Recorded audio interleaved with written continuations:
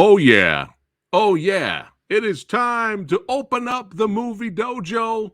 That's right. Who's inside? Well, we got a master. We got a master here. That's right. Mr. Jose Luis Torres II. Yeah, you gotta say it like that. You gotta Yeah, say to the second. You gotta say the second. second. That's Right, right. right, That's right. right. You gotta represent. Welcome, man. Welcome. Hey, Preston, thank you so much, man. Thank you to all your viewers and everyone that follows you. Thank you for having this platform, man. I'm excited. I've been following you, watching you, as you develop your show and all the great, amazing guests that you have. So, thank you so much, man. I really appreciate this. Hey, thank you for reaching out, and we gotta, it's the perfect platform right here, and the perfect channel to talk about action, martial arts, horror, all that good stuff. But yeah, man, we got to get into it because we got to talk about Killer X, baby. That's right. Killer We're X. gonna, is Killer that is X. that we're gonna do it like that? I think we're gonna start doing some stuff. That's right. That's right. Yes, sir. There we Yes, sir. go. There we go. I love that. I love that. That's it. Killer X. But before we get to that, man, let's start a little bit about your martial arts background. What got you into the game The of game. martial arts, my friend? It's funny. I think that that normal background that kids get fantasized with watching martial arts movies and potentially bullied and things of that nature. That was kind of my story. I started martial arts in the early 80s. I came up at that time when Canon Films was really starting to take off. Chuck Norris, American Ninja, Yeah. Van Damme, like that was really my time. And I was just amazed at how these superheroes, to me, they were superheroes, how they could move their bodies and just looked amazing. So I would like do flying sidekicks off of the couch in my house and hit my head on the. It was terrible. We lived in an apartment, very humble beginnings, and my mom was like, "This kid's got energy. I got to get him into martial arts." So she signed me up at a local Tong Sudo school, Korean martial arts school, literally 5 minutes down the road from me, Hamilton Karate. And I started, I was a very awkward young little guy, and I wasn't very good when I first started. I couldn't remember the forms and stuff, and then I just like fell in love with it, and I kept training. And I actually stayed at that school for almost 20 plus years. Yeah, almost 20 plus years. I stayed and trained with Master William Hamilton. Master William Hamilton was his name. That's awesome. That is awesome. Did you have any favorite martial arts movies growing up Oh my besides God. the canon ones? Is there you Yeah. got a top five? I'm Yep. putting you on the spot. Top Okay. five. Okay. It's funny. Obviously, the iconic Enter the Dragon with Bruce is there. But I got to tell you, I was just talking about this the other day. There's two. Sometimes you hear, sometimes you don't. I liked Chinese Super Ninjas or the Five Element Ninjas. Oh Dude. my God! That is Wow. that's an A+ movie. Yeah. But nobody talks about it. I feel like I could literally, that movie did it for me. Like that one, the Gold Ninjas, the Blue. I still watch Dude. it now. I made my kids watch that movie. Yeah. Yeah, I reviewed it like it feels like decades ago. Yeah. But yeah, I'm one of the ones that, hey, more people need to be talking about this movie. Yeah. So maybe in the future, Jose will come back to the dojo. We will review that.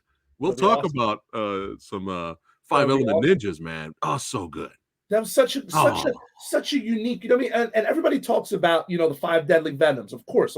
yeah. That's a classic. But I gotta tell you, I actually like the Five Element Chinese Super. I love that Oh, one. there's no comparison. That Oh, destroys Five Deadly yeah. Venoms or Five Venoms But I as feel much like as I enjoyed that movie. I Yeah. feel like it doesn't get the credit. Like you don't. No. It's not, and I think it's a unique. And it's funny, they were ahead of their time at that time. The way even the special effects. I know some of it's crazy, but imagine they try to do something like that now. Oh my God! But again, it was just. I was watching the initial, and I don't want to get a review of the film, but I literally was just like talking about it, watching it, and I Yeah. remember the initial scene, the choreography of the fight scenes, to the weapons, to the open hands in the beginning of the film. Oh, unmatched, Yeah. unbelievable. In the Unbelievable. beginning, it's like crazy. It's Yeah. like Yeah. all of the fight scenes are great throughout the entire movie, especially the finale's like bonkers. Yeah, But like even the beginning yeah. little fight tournament they had was epic. It was crazy. So Yeah. good. But that's a top five for me. Like I said, Enter the Dragon, American Ninja. I love some Michael Dudikoff. That was Yeah. my guy. Oh my Yeah, God. man. Michael Dudikoff. I wanted to be him. And then, of course, Bloodsport. But you're gonna laugh. The one that I really hold in high regards out of the Van Damme movies is Will I laugh? Will I? and What yeah, is it? yeah, that's true. That's true. What is it? Lionheart. I really liked Lionheart. Man, Lionheart's the shit, bro. Everybody loves Lionheart. Lionheart. You Because I can't know be ashamed for loving Lionheart. because I feel like Bloodsport, Kickboxer, right? They always get Yeah. all the love, but Right. man, Lionheart, man, that was the one. And then I got another one for you. This is the last one. Okay. Okay. It was bad when they did the Bruce exploitation, right? There Right. was one specific one that stands out to me. It's called Bruce Lee Superhero. It was made with one of the knockoff guys, Bruce. Oh God, I think it was the Bruce L.E. I think. Right.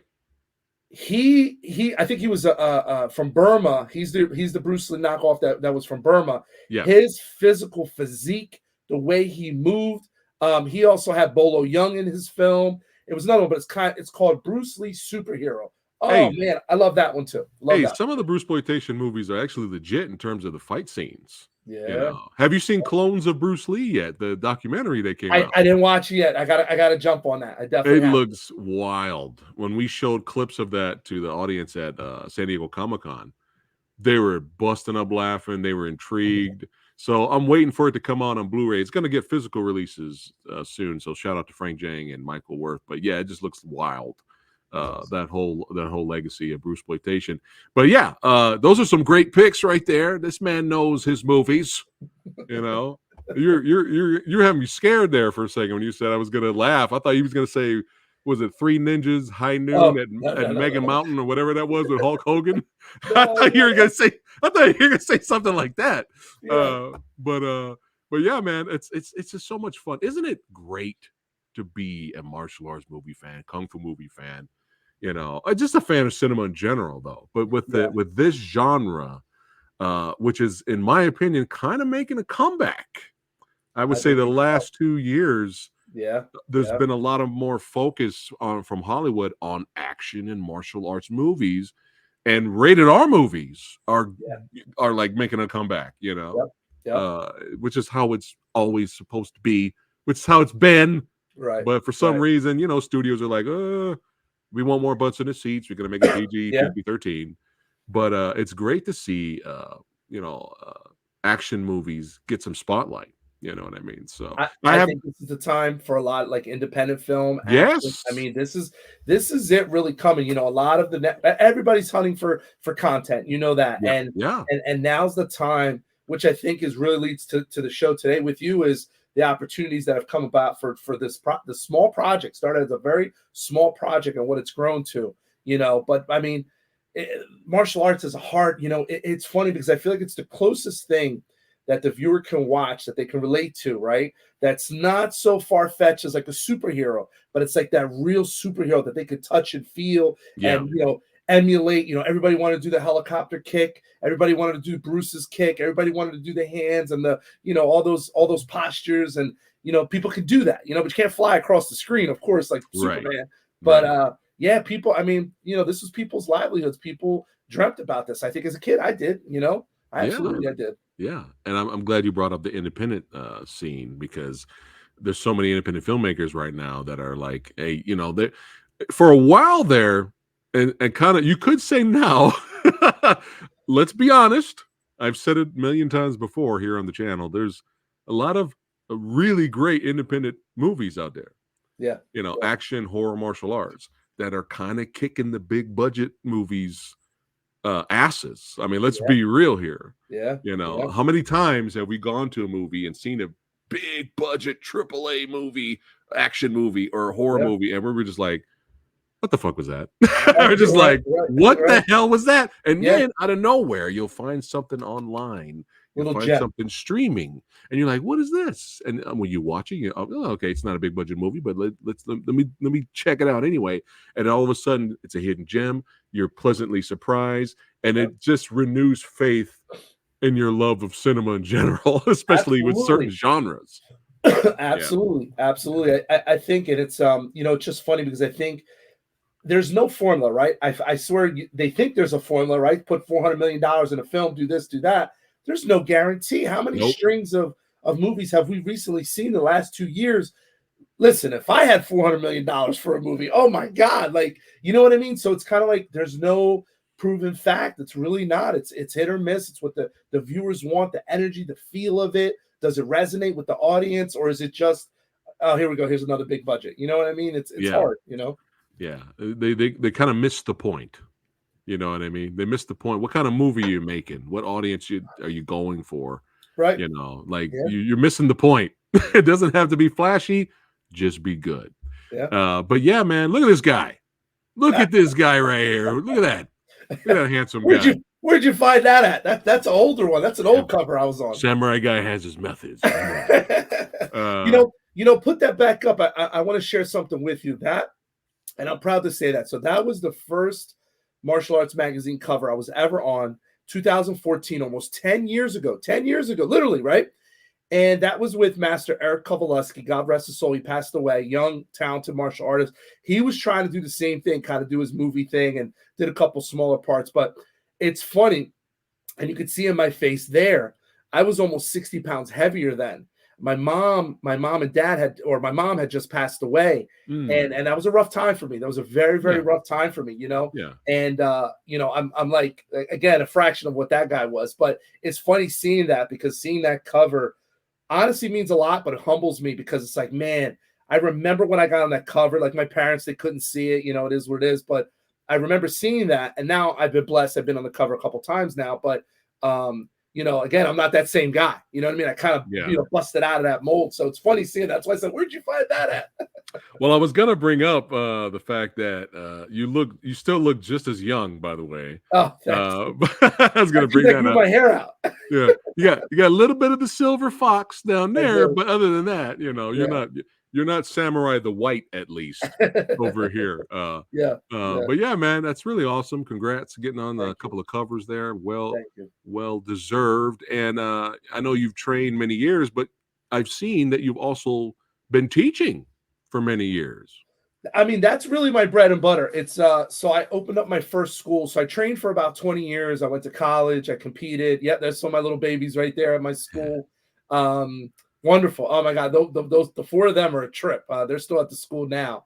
But we have I first opened my first school in 2000. I had just graduated from Penn State University, and I had an opportunity to open up my own training center in my local town that I was in.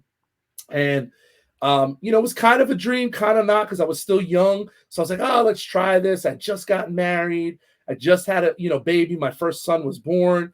So we were hustling, and it was a grind. The first couple years of any business is rough, but with a karate school, it was I was a local guy, and I was young. I was in my 20s, so I had to deal with kind of like, hey, he's not older, right? He's not this. Hey, he's, there was a lot of things I dealt with 24 years ago. I mean, I'll be honest with you. People were a little anti-training with me or whatever. And I built the program the way I knew how. At that time, I had just, I was competing a lot.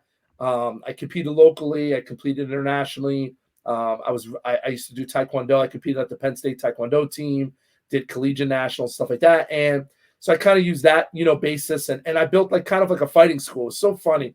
Because when I first started, I'm nowhere near the same instructor I was when I was younger, right? So, and it's funny because my older son teases me all the time. He's like, Dad, I just remember you just like beat us. And I was like, well, I was a younger guy then, so everything was about fighting and this. And it was like, okay, we'll do a little bit of forms. But I could never grow. My school was always small. I had let me tell you, the early ages of Team Torres, my reputation in the local martial arts world was because my fighters were good, man. Every kid that came in, we fought. I got better. All we did was fight. Forms was like a secondary thing, right? But then I said, scratching my head, I said, damn, how come I can't ever get more than like 20, 30 kids? The kids quit. What's going on? It was just too hardcore, and I really didn't embrace the other aspects of martial arts. And then I really started building my business and my brand and kind of making it, more inclusive for everything. And once I made those changes and really started paying attention, I got to tell you, the success with my school has been my boys. So I have 3 boys. They all went through the karate school. They were my guinea pigs. They were my guinea pigs with my classes, the way my class structure went, the ideas that I had. And they really they would tell me like, Dad, that's a bad idea. I don't want to do that. That's corny. Or, hey, oh my God, Dad, that was the greatest class ever. We need to do that. So once I literally listened to them, I started growing, and we went from like 40 students to 100 students, 150 students, like, and we did really well. And this is what I do full time. I don't do anything else, you know. Yeah.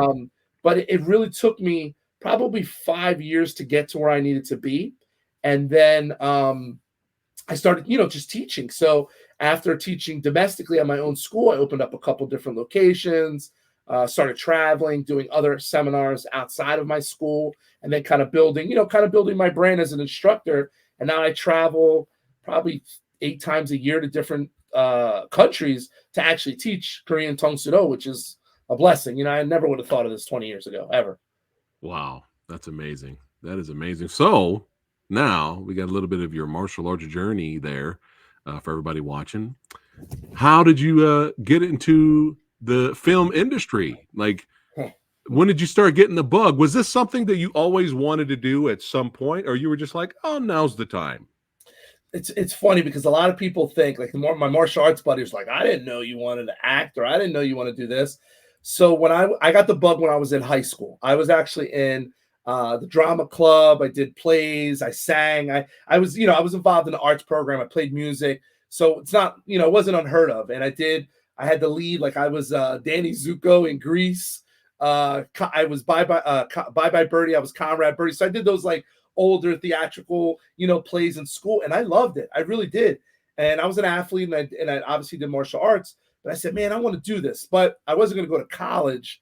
They didn't want me to go to college for theater. So I ended up going for sports medicine. And then I ended up taking a couple theater classes, like 2 theater classes. And I'll never forget, I had to do, it was like Theater 101 or whatever. There was a woman off of Broadway, never forget her name, Cynthia Baldessar. I will never forget her name. And I was kind of like the cool guy, and I really wasn't putting my mind to it, right? And really understanding the craft and this. And it was a monologue. And she literally, I remember, she brought me in, started talking to me.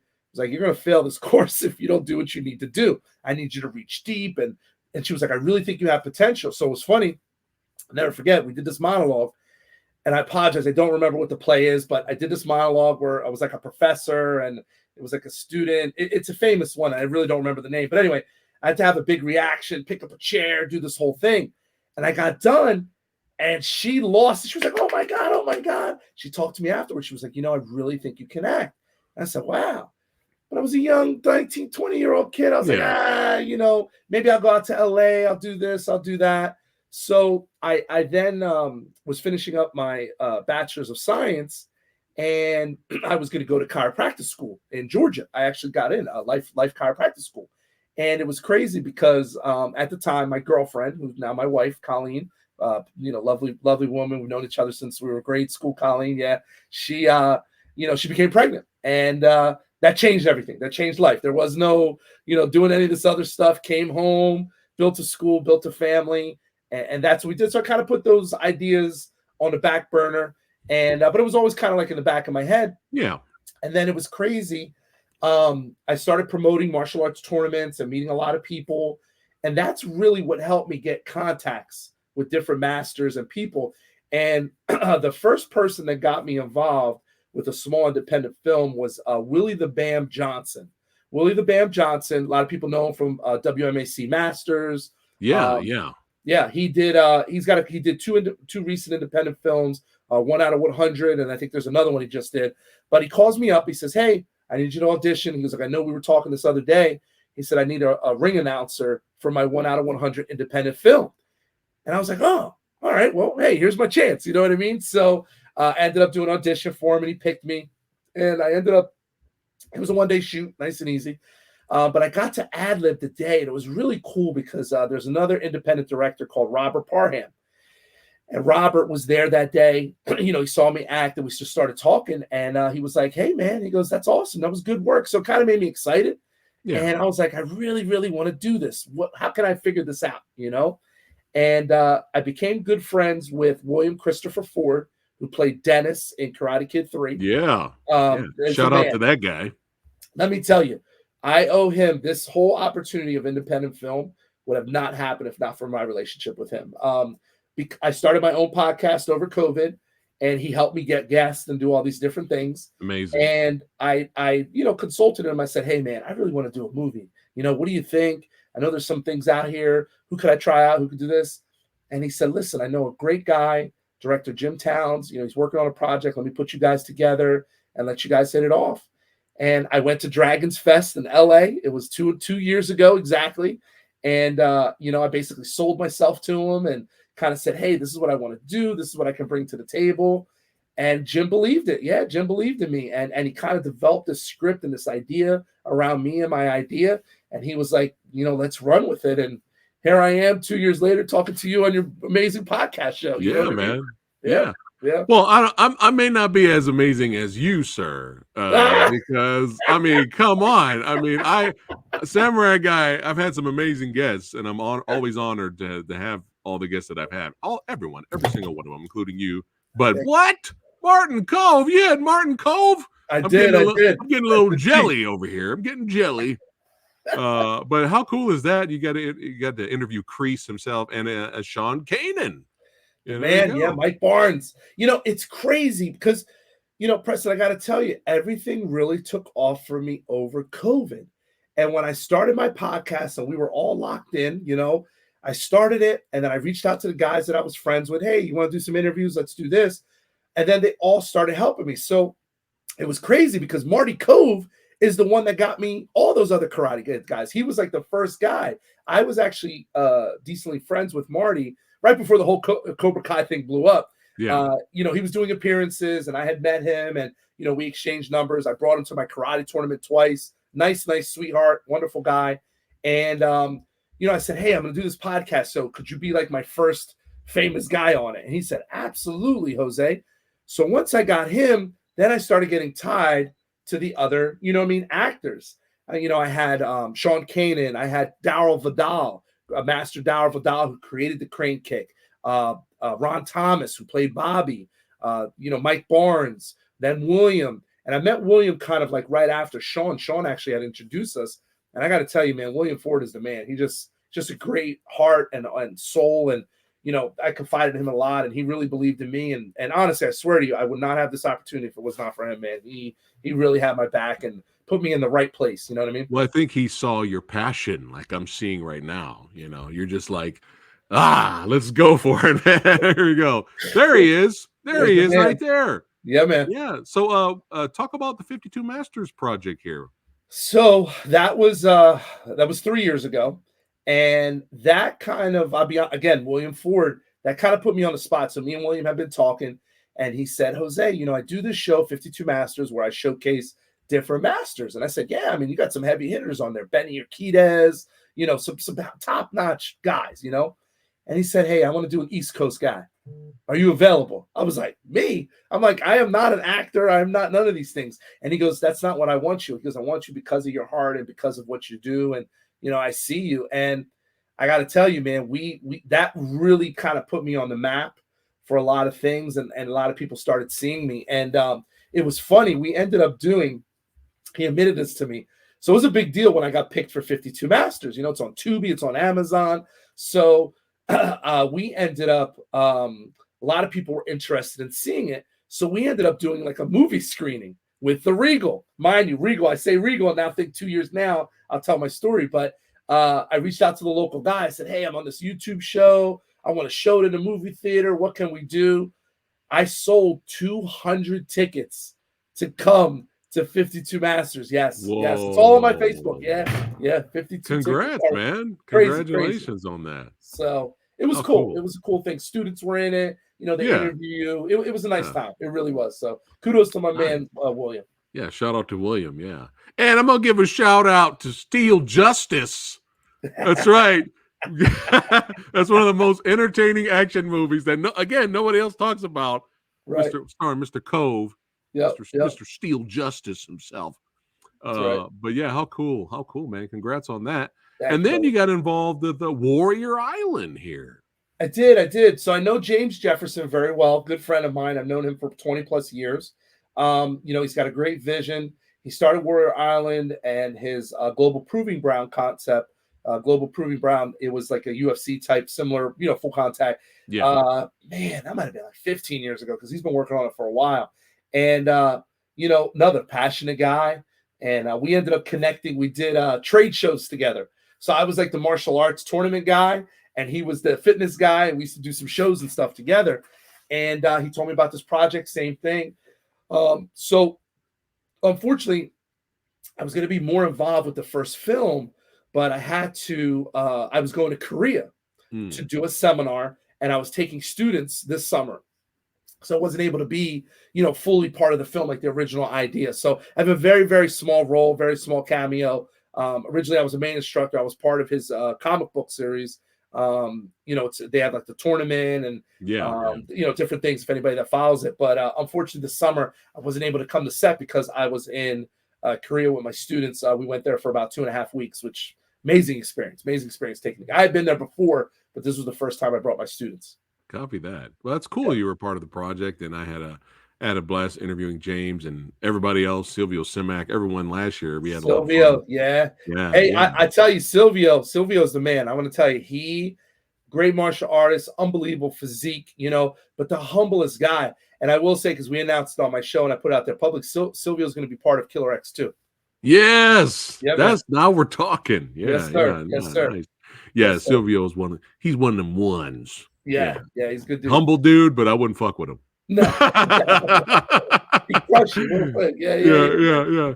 Oh man, he would just stare at me and I would explode. That's how intense he is. But now we have arrived to Killer X. Throw it up, Jose. There we go. Killer X. And boom, congrats. Already getting on covers of magazines and all that. How cool is this, man? I'm honestly surreal, Preston. I gotta be honest with you. I never in a million years would. I get choked up because it's like, man, I can't believe like we thought of this, moved through, put our heart and time, and now I'm on your show. You know what I mean? Like it's unbelievable. It really is. It really, really is. Yeah, I mean, congrats, man. And how was the red carpet premiere? Oh my God. So that picture's from the middle guy there, that's Ivan Mendez. He's a martial artist, former police officer from New Jersey. And the guy on the right is one of our producers, Larry Adari. He is the man. Larry was a huge financial backer for the Killer X project, believed in us, this crazy idea that I told him, and came aboard. But this picture is actually from our third showing of the movie. So what we ended up doing was we had a red carpet premiere, the first one, VIP screening, February 22nd. And that was in Burlington, New Jersey, right at the local theater where I'm at. And I got to tell you, we blew the doors off. 514 tickets. Yes, we did. What? 514 tickets. It got crazy. So what happens is because I had this relationship with the Regal, right? Because I knew him from before my summer camp goes. I call him up and said, hey, I want to rent the theater. I want to do this premiere for this. What can we do? Because at that time, we didn't have any distribution. You know what I mean? We didn't do anything.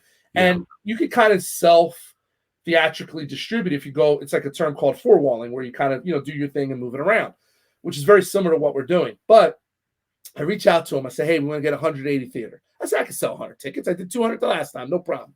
Yeah. We sell 180 and we're like 3 months out. So I said, wow, let's get another one. So we jumped to the 288. Then we jumped to the 336. And I close it and people are like, we still want to come.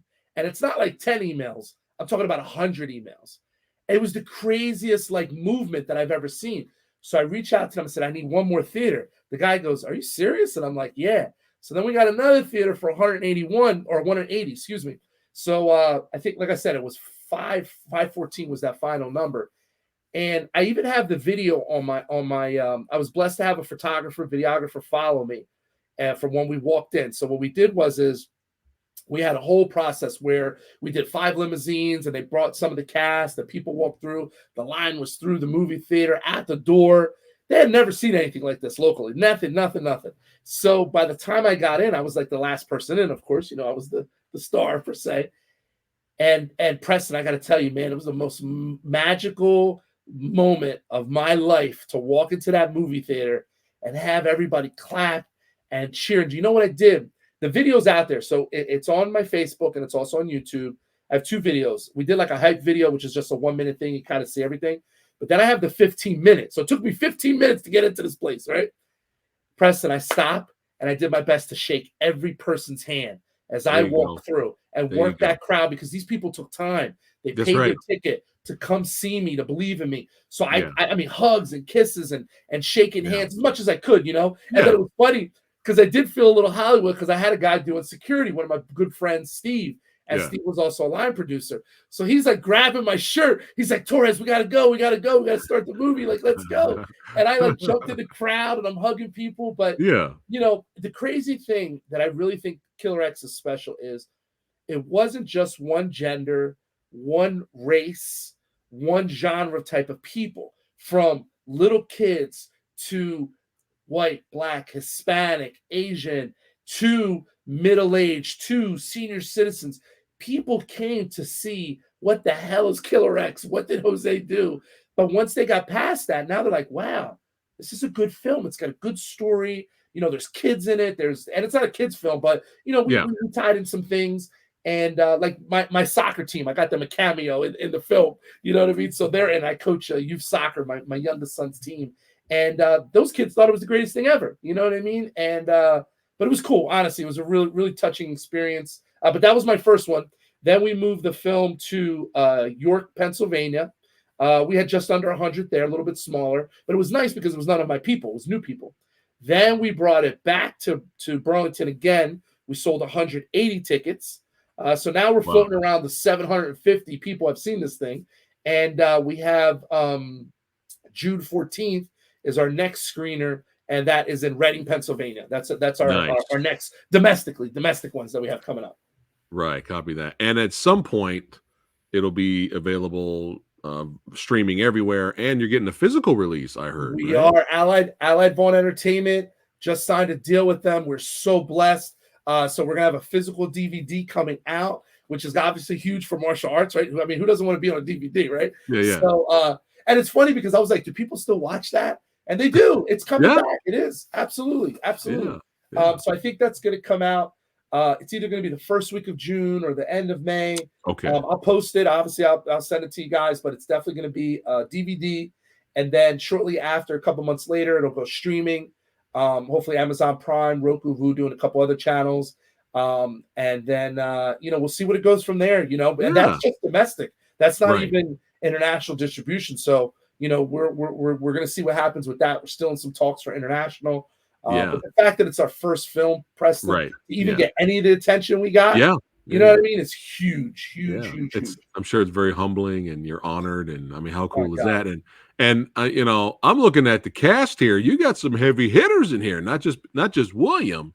Yeah. But you got, you got Mohammed Kisi in here. Gerald Okamura is in here from Big Time in Little China. Bill Pugh. I mean, you got some legends in here, man. So how cool is that? It was an honor to work with Mohammed Kisi. I got to tell you, to get him aboard. He came on my show. We hit it off. I brought him to my tournament. We built a good relationship. And, Muhammad was in my ear too. He was really like, if you want to do this movie thing, Jose, he goes, I got your back. He told me that. And he was a sweet, sweet guy. And, he's been with he's Jean-Claude. I mean, come on, they're legendary. Yeah. And he was like, same thing you said, he's like, your passion, your energy. He goes, Jose, I'll ride with you. Let's do this. And I was honored to get him part of our film. And, he's excited. We got a couple other projects we're talking about. So, very, very blessed. I mean, who'd have think, like I said, who am I to be in a position to be like, oh yeah, I'm doing a film with Tong Po, you know what I mean? Like, it's crazy. It's crazy. Well, let's go ahead and segue now. Okay. To the trailer for everybody watching right now. Let's check it out. Throw it up. Oh. Killer X, baby. Let's check it out. Here we go.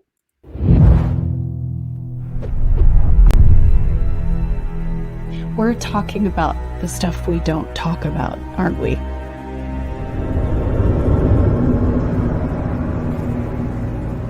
I have a job for you. Someone killed my friend. And I want you to take care of it. I knew there'd be things that you couldn't tell me. I just thought they were in the past. Sometimes the past comes back.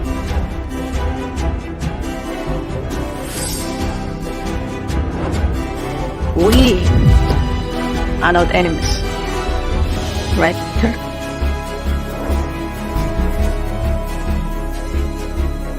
You got out. Clean. Not everybody gets that.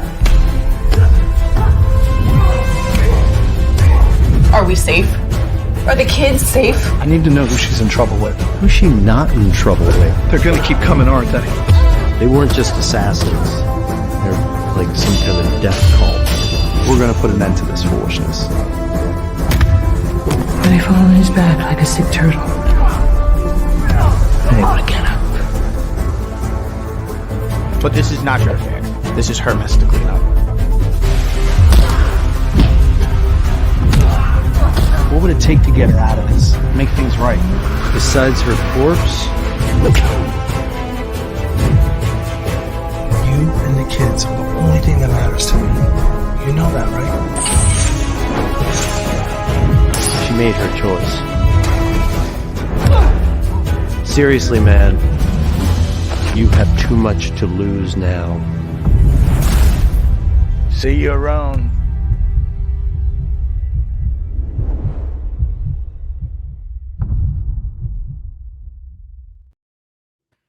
Yeah. Oh yeah. Oh yeah. What?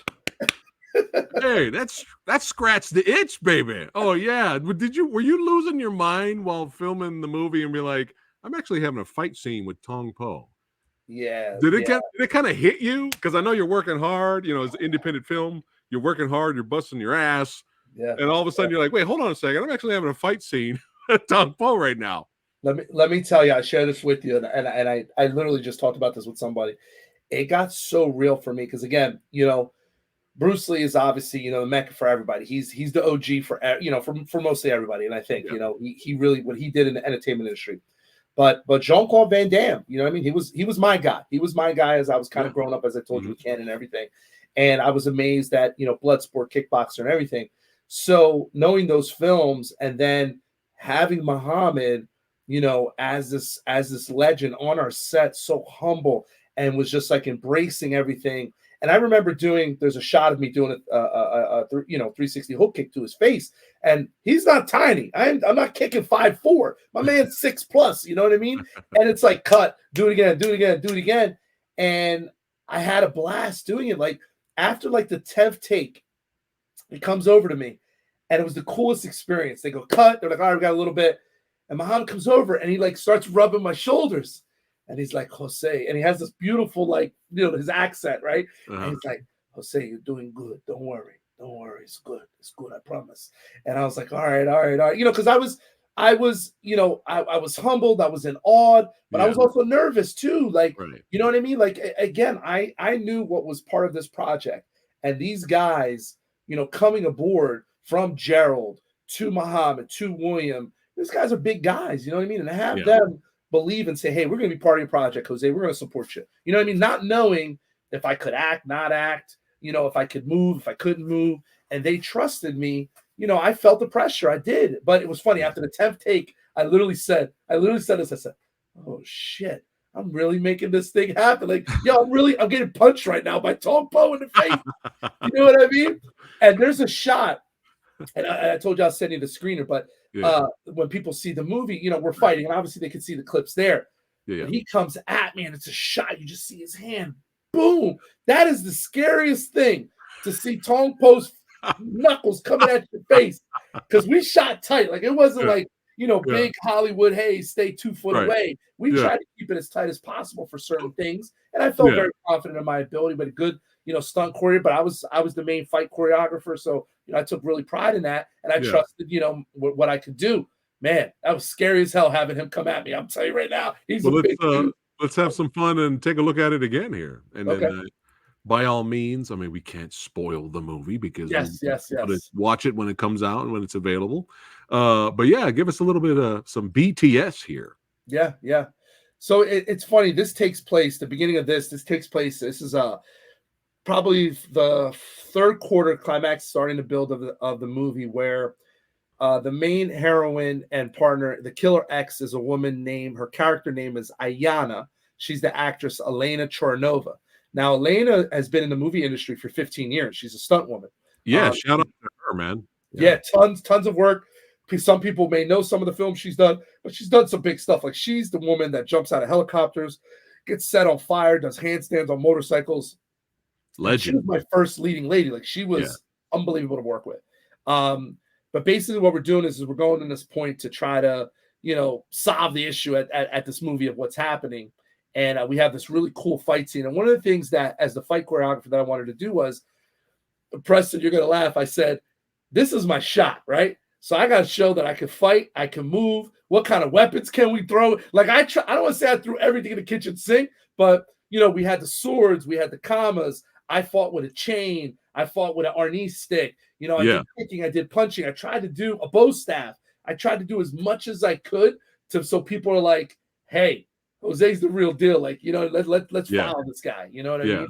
So awesome. But right here, I can see your character is all business right here. All business, man. You're not messing around now. Nah. Somebody gonna get it. Yep. But cool.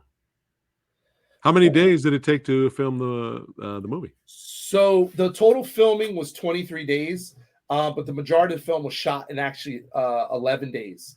Wow. So this is Gerald Okamura plays a character. He's kind of my like my liaison, the guy that got me into the business. We're gonna build off that a little bit more, and I don't want to spoil too much, but he's kind of like the guy. He's my guy.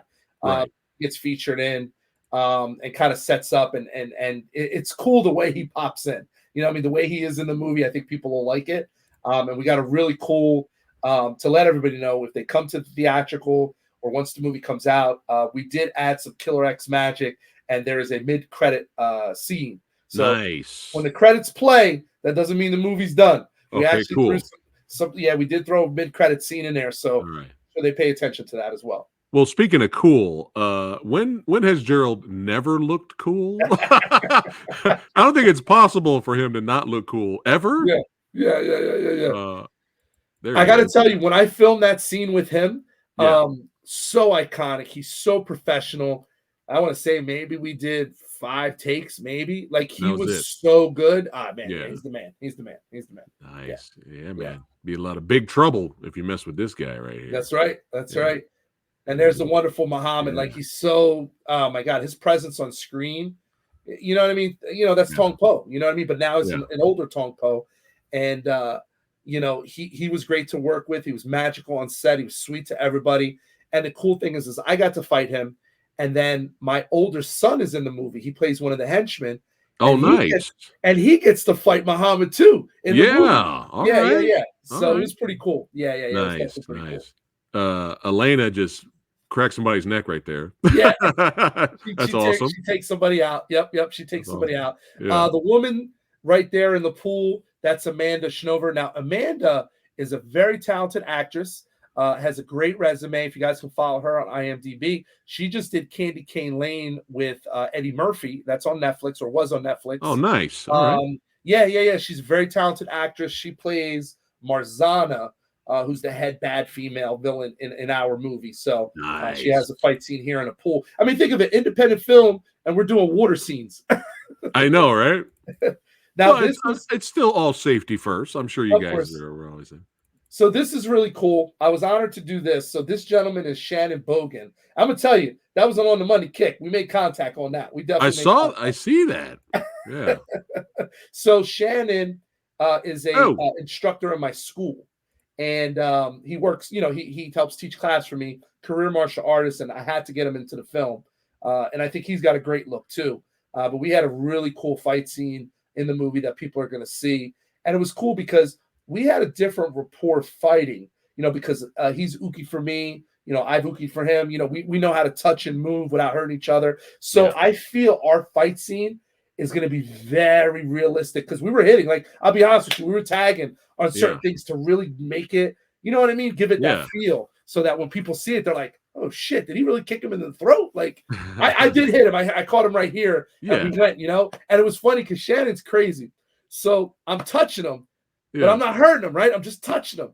And Shannon's like, sir, hit me again. Sir, hit me again. Like he wanted me to get him so he could react better. You know what I mean? So we really got to do a nice shot. And the face, we got real close with the, real close with the angle. And Shannon's a big dude too. I mean, he's tall, taller than me. So he does have a great.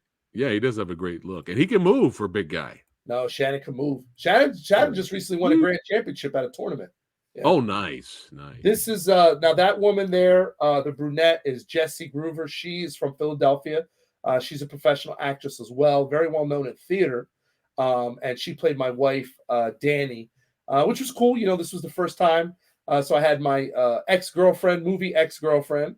I had my movie wife, and then I had my real wife there. You know what I mean? Cool. It's a little bit of a kind of a breakup scene. Yeah. And again, if you go look at back, her face. Look at the intensity here. Yeah. I don't want to mess with Elena. Elena. I don't want to mess with her.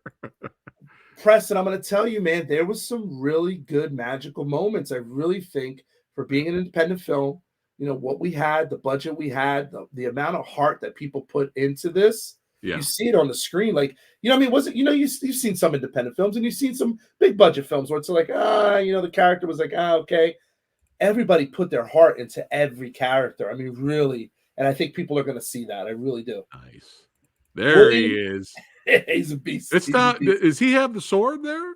He has the sword. So he's known unofficially as his name is Joe Gondo, and he's the swordsman. He's known as the swordsman in the story.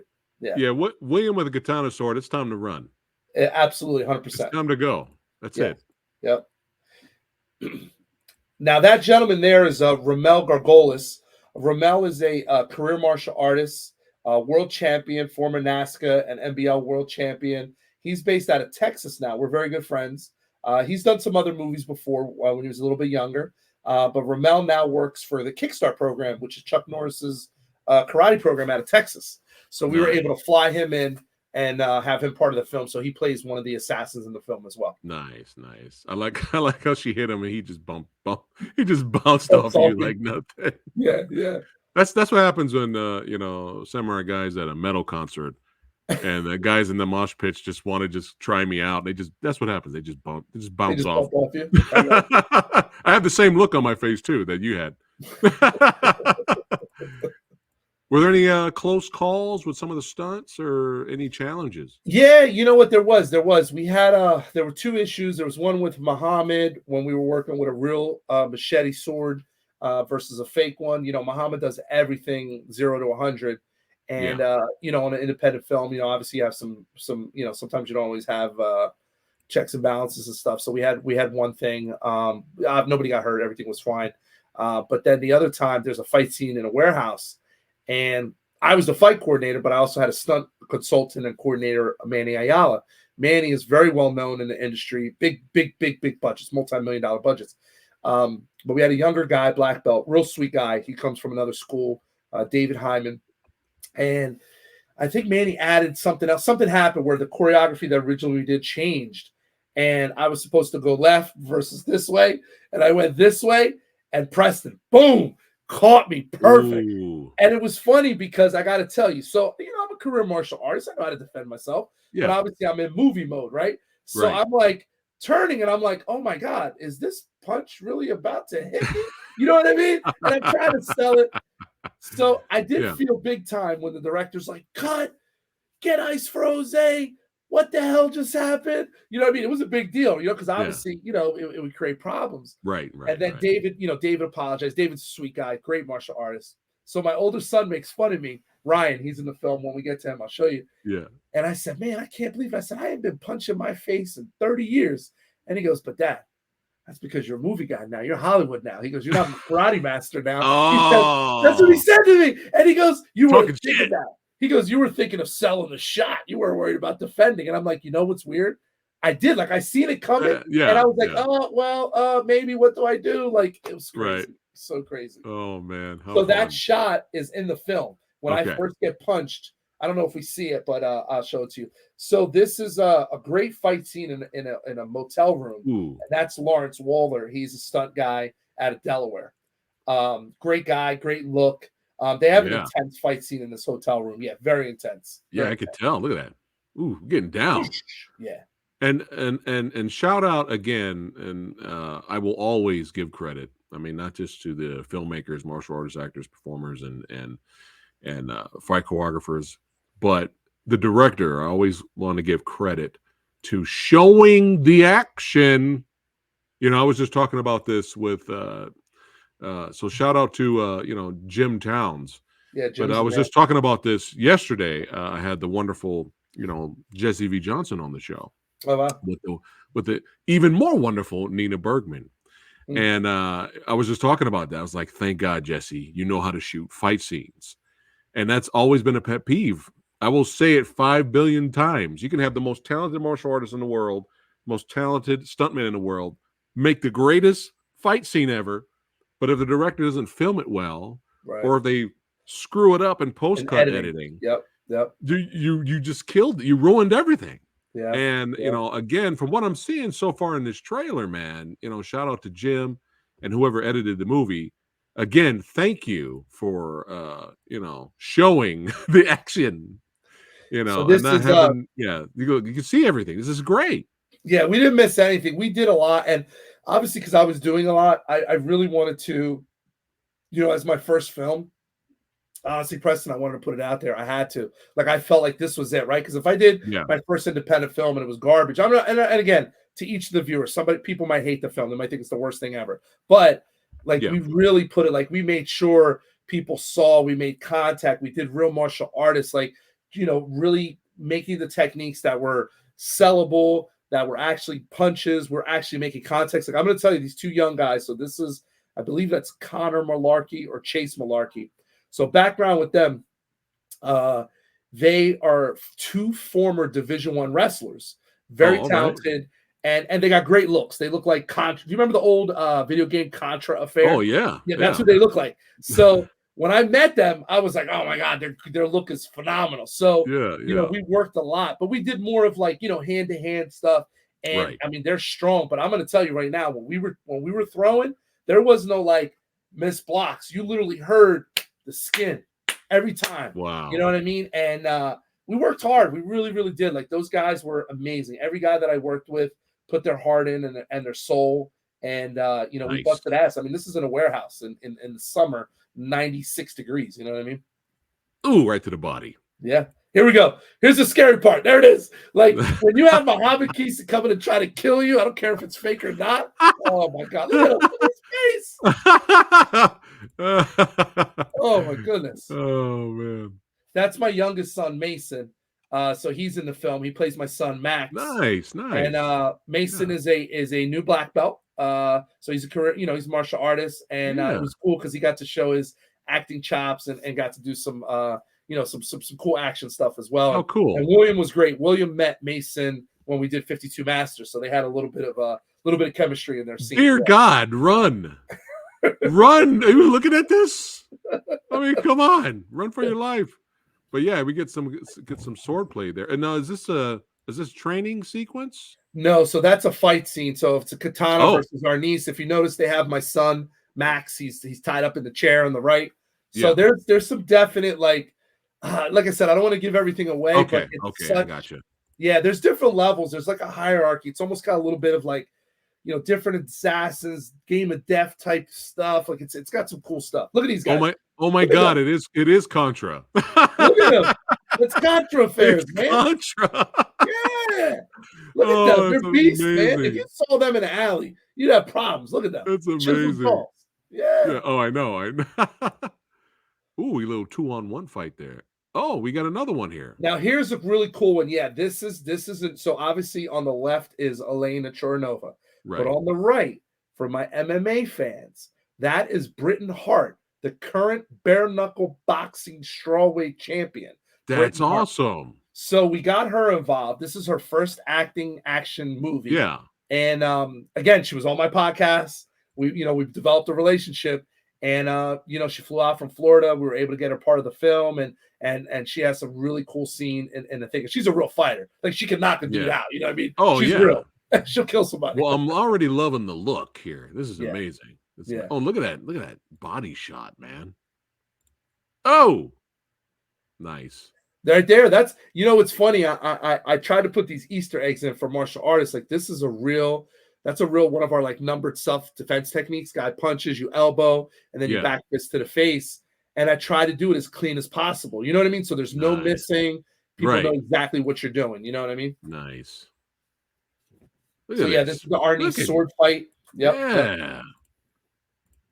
She's bad, man. She is bad. Elena's top notch. Look at her. Yeah, she's no joke. I'm looking Did all forward of to her own seeing that one. stunts. So this was a cool scene. That last scene in the white, that is my older son, Ryan Torres. And he's very, very talented with the commas. He's been a world champ, NAFMA national champion. He's won overseas in Trinidad. So we wanted to do something really cool to showcase his comma skills versus my Arnis skills. So this is a cool fight scene, Arnis versus comma. And I feel like you don't see the commas a lot. You've seen the size, but you don't see the commas a lot. So, you know, that's a good point. Cool, yeah, he does some cool stuff with it. I think people are going to like it. Jose's bringing the commas back, baby. Yeah. William is like pummeling me at certain points. Choke slam. Yeah. There he is. Yeah, there we go. All right. Ryan's very talented, man. He's really talented. Yeah. Why is it there's no more comma love out there? You brought up a good point. I think, you know, it's funny. So one of the things that I did, and I may be wrong, again, I've never seen every martial arts film, but I don't see a lot of comma love in a lot of movies. Yeah. And I don't know why. So I said, I want to make something different. So he's literally doing, you know, he's doing the finger rolls like your sport karate's doing, right? But he's attacking with an actual practical aspect. So you're seeing now he's trying to cut as my weapon is defending. That's real martial arts. That's not playtime movie stuff. That's real deal. And we're fighting against each other. And I felt like, right, so that's that cool, you know, cool, slick, you know, young guy action karate stuff. But then we have some traditional cuts and blocks. And I don't know why it's there, Preston, but I'm hoping that the martial arts enthusiasts see this and they're like, wow, you know, this they really tried. They put some special stuff in there, you know. Come on, just ask, you know, ask Richard Norton. Just ask him. Yeah. He knows all about the commas, man. That's right. But yeah, this is great. Oh. Yeah, man. Who did he hit there? Was that you? So he has Muhammad punches my son. That's right. Oh, okay. Nice. So that's their scene in and if you notice the core of the set, we really got some amazing locations to shoot in. This takes place I got to give them a shout out because we shot like a good portion of the film, Oneida Boat Club in Burlington, New Jersey. This is in their third level upstairs, but it's in a small bathroom. So Muhammad and my son have this fight scene in the bathroom, and look at Muhammad like loading up, and you just see him, and then my son's reaction. I mean, boom! Oh my God, come on, awesome. That's like, you know what I mean? And then that's cool. So that's me doing a finisher to one of the Malarkey boys, you know, perfect, the blood. I mean, we really, yeah, man. Yeah. Ooh. And there's that hook kick. Yeah, that's that hook kick I'm telling you. Yeah. That's 6 foot up in the air, Preston. Look at that. Elbows. Yeah, this man. Is great. That guy there, that's Alan Radway. You Google him. He's done some movies. He's a professor at the Philadelphia Arts College. He teaches acting. And I got to tell you, it was an honor to work with him. So he was really good friends with Jim Towns. And I think we have a really good scene together, one of the best scenes from an acting standpoint. And no action, just we have this talking scene. But it's really, really, really good. And it was an honor to work with him. He actually gave me some pointers, gave me some compliments, and made me feel really good, you know, because again, being a first-time actor on this type of, you know, where I'm the lead, right? I got to carry the film. I was trying to learn as much as I could. But also I had to have a chip too, right? Like I had to have an ego because I got to deliver. I can't be passive. So I had to really be in character. And, you know, look at his face. I mean, Alan's a pro, man. He's an absolute pro. So you're going to see him at Killer X2. He's nice. Killer X2. Yep. Nice. There's Mason reaction with William, you know, William Hidden. You know how they say no animals were hurt on the scene? No kids were hurt during this filming. Hey, well, that's how you know your movie's got real, true villains. When even the kids are getting it. I mean, he's like, all right, these are real bad guys. We can't wait to see the hero take him down. Yeah. There's that machete. Shit. Look at that face. Run for your life. That was for me. This was my moment right here, man. This was really pressing. This was my moment. You know, look at his face. And then if you go back to my face, and when I spit the blood out, you know what I mean? That you know, you see the distraught. You see it. Like I really was in character, like shit. You know what I mean? It's like think about it. It's like shit. Like, at this point in the movie, this is kind of later in the movie, and you Right. see the development of I played Victor Reyes, and you see the development. You know, he's a dad, but now he's getting sucked back into this old assassin life where he has to be a guy that he hasn't been for 15 years. You know what I mean? Right. Right. You know, he's not an undefeatable. Like I swear, in some of the martial arts movies, the hero never gets hurt. Right? He never gets hurt. Yeah. Well, Right. I'm telling you now, I get my ass kicked a couple times. Oh Here's- man, the chain wrapped around. Yeah, the man. The fist. That's what's up. The arm. That yeah. was really cool. We really got to do some blocking, wrapping the chain, swinging. Yeah. That was cool. I have to give the credit to Jim, director, put that in. That was something that he really, really wanted, and I agreed with it. I was nervous at first, you know, Yeah. but Mhm. we did get some cool work together. Yeah, it was awesome. It was awesome. That's what's up.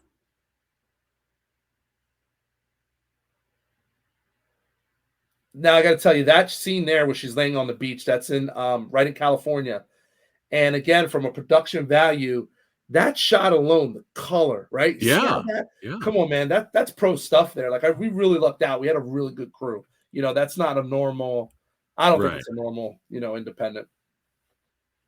Well, there you go. You got a shot of Mohammed punching towards the audience. That's the shot. He punches Dude. through the camera, hits me, and I get busted through the two doors. You know what I mean? And there's Gerald, like, you know, giving his final say to me. You know what I mean? Yeah, look at him, still being cool. Yeah, I'm the wind jealous. was I'm jealous blowing. of his beard. I want his beard. Preston, the wind was This blowing. is it. This is it, brother. That's it. This is low. That's as much as I'm gonna get. Preston, the wind was blowing that day, Yeah. and his beard, man, was just like a god. You know what I mean? Just like a god, man. Like he's a titan. Oh man, this looks good, man. Yeah, Thank you, yeah, man. baby. Oh man, thank you, thank you. Throw it Yes, up. sir. Yes, sir. Yes, Killer sir. X, baby. Yeah, man. So good. Look at Brandon here saying so badass. Oh, He's thank giving, you, Brandon. He's giving it 10 out of 10 already. Ah, He's excited. Brandon. Yeah, Thank you, brother. yeah. And we got Larry here. Shout out to Larry. He says hello to both Hey, of us. Larry. Yeah. Good to see you, buddy. And I missed one. Horror Fields is every time I see Samurai is on, I gotta watch. Well, thank you so much, Horror That's Fields. I awesome. appreciate it, man. That's But yeah, I am excited for this. And yeah, man. Remind everyone when it most likely will be coming out. Yeah. So what I'll do is we have our next theatrical screener, which is in Reading, Pennsylvania. That's June 14th. So any of my PA guys that watch the show or anybody interested, you get to see it. And the cool thing is it's going to be on an IMAX, which is going to be awesome. So we have it officially on Yeah. It's the IMAX theater. We partnered with them in Reading, and it's going to be an awesome 200-person IMAX theater. So if you guys can come out, that's June 14th. And then reversing, Allied Media Vaughn should the DVD should be made available on Amazon Prime, BarnesandNoble.com, Walmart.com, and Target.com. That should be by June 1st, potentially even by Memorial Day weekend. That you guys will get that physical copy. And then we have a crazy summer schedule where in August, it's going to be August 9th. We're doing the first Caribbean premiere in Trinidad and Tobago at Movie Town in Trinidad and Tobago. That's going to be on the 9th. And then I believe it's September. Don't quote me. I think it's either September, no later than October 1st. Killer X will be available for streaming video on demand. It won't be for free yet. It'll be video on demand. And then we have our first European screener which is going to be Friday, November 8th. And that's in Rotterdam in the Netherlands. So we're definitely getting some mileage, man. We're getting some mileage. I don't know what's going to happen. You know, who knows? Maybe you see it on some other platforms, but it's been an amazing ride so far, man. Well, this kind of stuff is what makes Samurai Guy smile, because, you have these passionate filmmakers and talented people come together. They're like, hey, let's make a movie. Let's do it and get it out there. Throw up the ball, swing, hit that ball, hope for a home run. And it's for what I'm seeing, it's kind of looking like it's going to go far. It's going to go all the way. Oh man, it's crazy. Preston, I do want to share with everybody. So we did recently. We submitted the film to. It's called the Toledo Action Fest, which is out of Spain. That's run by Nacho Saburi. He does a lot of things for action independent in Spain. And he Nice. saw our trailers. He reached out. I met him. Good. So we submitted. So we actually got notification last week. I posted it. We're nominated for 6 categories, which I'm very excited. Yeah, All man. right. 6 categories. Best feature film, best trailer, best teaser, because we have a smaller teaser that we submitted. We did an action reel, best fight choreography, and the big one for me, I don't know if I'll get it, best action actor. So I'm really excited. Yeah, really excited. So I'm actually flying there. I'm going with my wife, and we're going to the movie festival. Nice. And it's on the May 16th and 17th. So coming up. So hopefully, cross my fingers. Yeah. Killer X will do something. Even if it doesn't, it's still honored, an honor to be It's even huge. nominated. Just to be nominated, it's huge, man. So congrats Huge, man, on that. huge. Yeah, congrats. Yeah. But this was speaking of honor, it was an honor to have you here on the show today, brother. I could talk to this man about movies and martial arts all day, but he is a busy man. That's right. But we got just second home, brother. Just like I tell all my guests, second home. Thank you. Come back anytime, my friend. Awesome. Before we wrap it up, is there anything you'd like to say to your followers? Hey, I just want to say, thank you so much for everybody that came aboard the Killer X ride. It's been amazing. For the producers that have invested in us, to the followers, to the supporters that share. Even if you click on our link, even if you share it, that's so valuable. Just to get the word out. But I have to tell everybody from the bottom of my heart, thank you for believing in me. Thank you for believing in this project. Thank you for Preston and Fat Guy Samurai, this whole platform to even give me this opportunity. So from the bottom of my heart, thanks for believing in somebody and supporting someone's dream. So thank you to everybody, guys. Thank you so much. Yeah, and thank you for hanging out with me today. I appreciate that. But all you badasses watching this, right? Keep on the lookout for Killer X when it comes to streaming. Get those DVDs. Again, spread the word. That's right. If you enjoyed what you saw today, hey, hit that like button. Subscribe to the Old Samurai Guy. Subscribe to this guy, the martial arts experience. That's right. Subscribe to this guy. He's got some cool guests coming up. And click on the links below of this video so you can continue following Jose on his filmmaking journey. And it's funny how you mentioned earlier, one of your favorite movies of all time is Lionheart. You have a special guest from Lionheart coming up. You saw that? Yes, I do. Yes, I do. It. On Monday night, 6 p.m.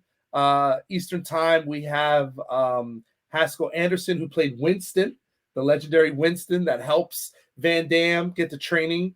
We were actually able to connect, and he's going to be on our show. We took a little bit of hiatus from the martial arts experience, obviously making the film and doing everything. Yeah. But we're coming back. But he's our next guest. Nice. Then we have another MMA guy, Shannon Rich, is going to be on the show. And then I don't know if you had her yet, and I apologize if you did, but she has that new film, Echo 8. She's based out of Australia, Maria. Maria's coming on my show at the end of May. Yeah, man, I'm excited. Yeah. So we got some cool guests coming up as well. Yeah, I had a blast interviewing Maria and the whole crew, and I'm excited. Did you see that the project went through for the funding for the prequel and the sequel to Echo 8? Amazing, man. Well, that first quick, fast. They did a phenomenal job with the budget they had with Echo 8. I mean, they blew it out. So I couldn't believe though how fast she funded. Wow. Right. I was like, it was like the next day. Hey, we reached our goal. I was like, wow. But hey, people saw the product and they chipped in, which is always great to see. But yeah, man, we got to get you back here on the channel, and I'll come on your podcast over there and hang out with some of your guests. So whoever you got, I'll co-host. Hang out with you over there. Yeah, man. Yeah, brother. Jose, don't go anywhere. But all you badasses, again, don't forget to like, share, and subscribe to the Old Samurai Guy.